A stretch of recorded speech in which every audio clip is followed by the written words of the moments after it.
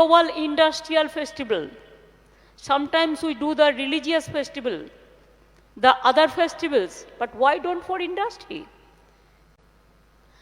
Last 2 days, I must say that it's a remarkable success came. This remarkable success came because of the commitment of our team, the coordination and the cooperation. Thank you very much, friends. Please stand up for the national anthem, please, as Honorable Chief Minister reaches her seat. No, you slowly come. No hurry. They will wait. The national anthem, please.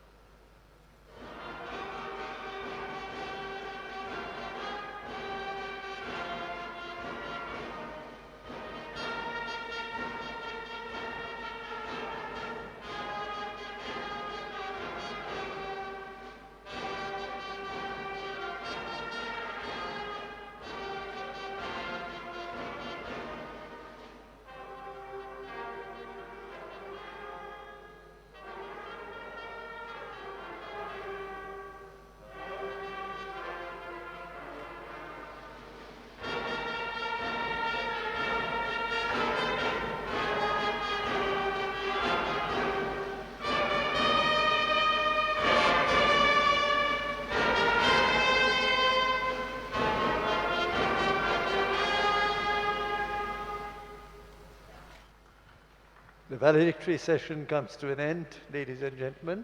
Now, as announced by Honorable Chief Minister, we will see you again at the next BGBS.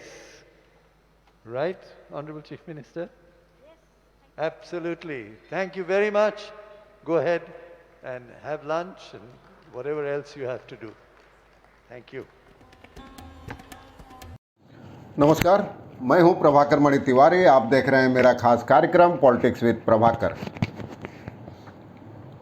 जैसा कि आप जानते हैं, पश्चिम बंगाल में 2 दिवसीय Bengal global business summit चल रहा था और आज ये ख़त्म हुआ। तो इसके बाद अब राज्य सरकार और मुख्यमंत्री ममता बनर्जी की ओर से इसकी कामयाबी के दावे और विपक्षी राजनीतिक दलों की आलोचना के बीच यह संपन्न हुआ है। और ममता बनर्जी ने इसके काफ़ी कामयाब होने का दावा तो किया ही है, साथ ही अगले साल 1, 2 और 3 फरवरी को इसके आयोजन का ऐलान भी कर दिया है। दूसरी ओर विपक्ष ने इसकी आलोचना की है और कहा है कि ऐसे सम्मेलनों से कोई फ़ायदा नहीं होता और तमाम चीज़ें फाइलों में ही रहती है। जितने सहमति पत्र और समझौतों पर हस्ताक्षर होते हैं या निवेश के प्रस्ताव आते हैं, उनमें से कोई भी मूर्त रूप नहीं ले सका है। बहरहाल आज भी रंगारंग समापन हुआ इस कार्यक्रम का। ममता ने करीब आधे घंटे के अपने भाषण में तमाम लोगों का शुक्रिया अदा किया और कहा कि कोरोना काल में इसका आयोजन किसी चुनौती से कम नहीं था और इसकी कामयाबी के पीछे कई लोगों का साझा प्रयास है। तो आखिर तक देखिए रिपोर्ट। मैं आपको बताऊंगा, ममता के भाषण के कुछ हिस्से भी दिखाऊंगा और विपक्ष क्या कह रहा है वो भी बताऊंगा। जैसे तो चैनल को सब्सक्राइब करें, मित्रों और परिजनों से शेयर करें और घंटी का निशान दबाना भी मत भूलें। After the COVID pandemic, when I discussed the matter with Amit Mitra, Parthoda and as Industry Minister, and my Chief Secretary, Mr. Dwivedi, regarding this BGBS conference, they all told me, how do we do it? It's a pandemic situation. Nobody will come from the parts of the world. Then I said, let us do it. Let us build up the confidence among the people. We salute to our COVID warriors who fought for the world. Bengal global business summit के समापन समारोह में मुख्यमंत्री ममता बनर्जी ने कहा कि यह सम्मेलन काफ़ी कामयाब रहा है और सिर्फ इस सम्मेलन के 48 घंटे के दौरान ही 3.5 लाख करोड़ रुपए के निवेश का प्रस्ताव मिला है और करीब 40 लाख रोजगार के नए अवसर पैदा होंगे इससे। और उन्होंने बताया कि 137 सहमति पत्रों पर हस्ताक्षर किए गए हैं। इनमें बंगाल में 2 इंटरनेशनल एयरपोर्ट, एक उत्तर बंगाल के बागडोगरा और दूसरे बर्दवान जिले के अंडाल में बनेगा। और कल मैंने आपको बताया था कि अडानी समूह के प्रमुख गौतम अडानी ने अगले 10 वर्षों में राज्य में 10,000 करोड़ रुपए के निवेश का ऐलान किया था।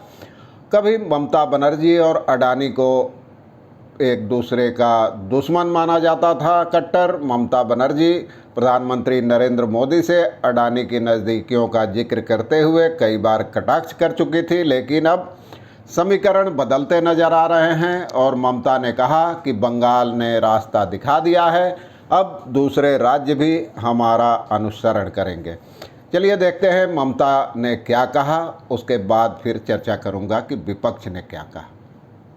I am extremely happy to announce that we have received investment proposals within this BGABS summit within these 48 hours worth rupees 3,42,375 crores during BGBS 2022. May I repeat the number again? Mamata Banerjee ने कहा कि बंगाल जिस तेज गति से आगे बढ़ रहा है उसमें अगले 10 वर्षों में दूसरे राज्य हमारे करीब तक नहीं फटक सकते, हम सबसे आगे निकल जाएंगे।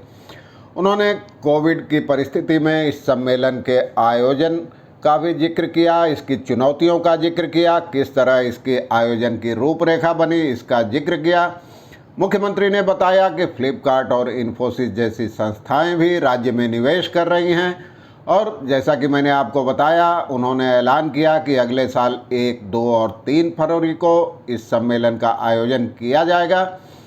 उन्होंने कहा कि केंद्र सरकार और यूपी सरकार पर कटाक्ष करते हुए कहा कि हम लोगों को बुलडोज नहीं करना चाहते, बुलडोजर नहीं चलाना चाहते और लोगों में मतभेद पैदा नहीं करना चाहते। दूसरी ओर विपक्ष ने इसकी काफ़ी आलोचना की है। तमाम विपक्षी दलों का कहना है, खासकर उनका कहना है कि ये सब बेकार है, ऐसे सम्मेलनों से राज्य में कोई निवेश नहीं आता। विपक्षी दल पहले से भी श्वेत पत्र जारी करने की मांग करते रहे हैं। इससे पहले 5 सम्मेलनों का आयोजन हो चुका था, यह 6वां सम्मेलन था। लेकिन विपक्ष का जवाब देते हुए उद्योग मंत्री पार्थ चटर्जी ने कहा है कि यह विपक्ष की राजनीतिक हताशा, निराशा का प्रतीक है, इसी वजह से वे ऐसी टिप्पणियां कर रहे हैं। उन्होंने कहा कि विपक्ष का कहना था कि कितने भी सम्मेलन हो, बंगाल में उद्योगों की हालत खस्ता है और 5 पहले के सम्मेलनों से भी राज्य में कोई निवेश नहीं आया है, रोजगार के अवसर पैदा नहीं हो रहे हैं और खाली पदों पर नियुक्तियां नहीं हो रही है। इसके साथ ही कानून व्यवस्था की समस्या काफ़ी गंभीर है। और विधायक अशोक लाहिड़ी जो बीजेपी के विधायक हैं, उन्होंने सवाल किया है कि पहले के 5 सम्मेलनों से जो कहा गया था, सरकार की ओर से दावे किए गए थे कि इतने 1000 करोड़ का निवेश हुआ है, उनमें से कितने सहमति पत्रों को लागू किया जा सका है।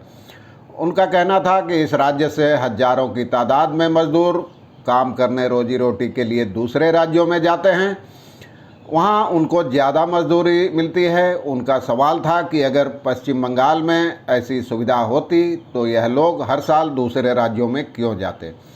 उनका कहना था कि राज्य में आधारभूत ढांचे का अभाव है, प्रशासन में पारदर्शिता नहीं है। उनका कहना था कि पश्चिम बंगाल औद्योगिक विकास निगम के पूर्व अध्यक्ष सोमनाथ चटर्जी ने अपने कार्यकाल के दौरान कुछ उद्योगों को यहाँ लाने की कोशिश की थी, लेकिन उनको कोई खास फायदा नहीं मिला था।